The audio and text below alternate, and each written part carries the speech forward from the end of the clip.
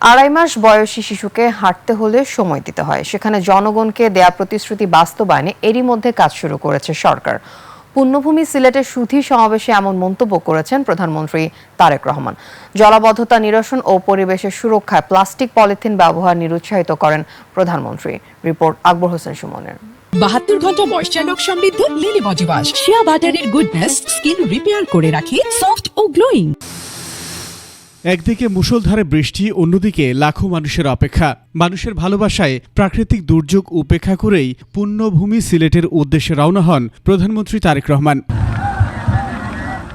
পুণ্য আতা হযরত শাহজালাল রহমতুল্লিল আলাইহির মাজার জিয়ারতের মধ্য দিয়ে শুরু হয় সিলেট সফরের আনুষ্ঠানিকতা। এরপর স্ত্রী ডাক্তার জুবাইদা রহমানকে সঙ্গে নিয়ে একে একে উদ্বোধন করেন চাঁদনী ঘাট সহ সিলেট মহানগরীর উন্নয়নে মেগা প্রকল্প, যাতে ব্যয় হবে 4,600 কোটি টাকা। সুধী সমাবেশে সরকারের লক্ষ্য উদ্দেশ্য তুলে ধরেন প্রধানমন্ত্রী তারেক রহমান। বুড়িগঙ্গা নদীর পানি অসম্ভব রকম বিষাক্ত হয়ে গিয়েছে।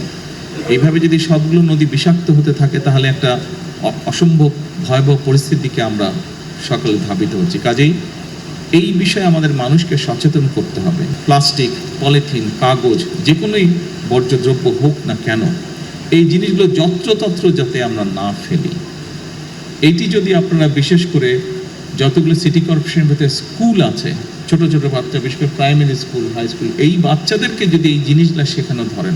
জলাবদ্ধতা নিরসনে সরকার খাল খনন কর্মসূচি বাস্তবায়ন করছে বলে জানান প্রধানমন্ত্রী। পানিটাকে যাতে আমরা ব্যবহার করতে পারি, জলাবদ্ধতাও যাতে না হয়, মানুষেরও কষ্ট না হয়, সেটি কৃষির সুবিধার জন্যই হোক, পানিটিকে মানুষের ব্যবহারের সুবিধার জন্যই হোক, আমরা খালগুলো খনন করতে চাচ্ছি দেশে, যাতে আমরা অতিরিক্ত যে পানি থাকবে সেই পানিটাকে যাতে আমরা ধরে রাখতে পারি এবং প্রয়োজনের সময় আমরা সেটিকে মানুষের প্রয়োজনে আমরা ব্যবহার করতে পারি।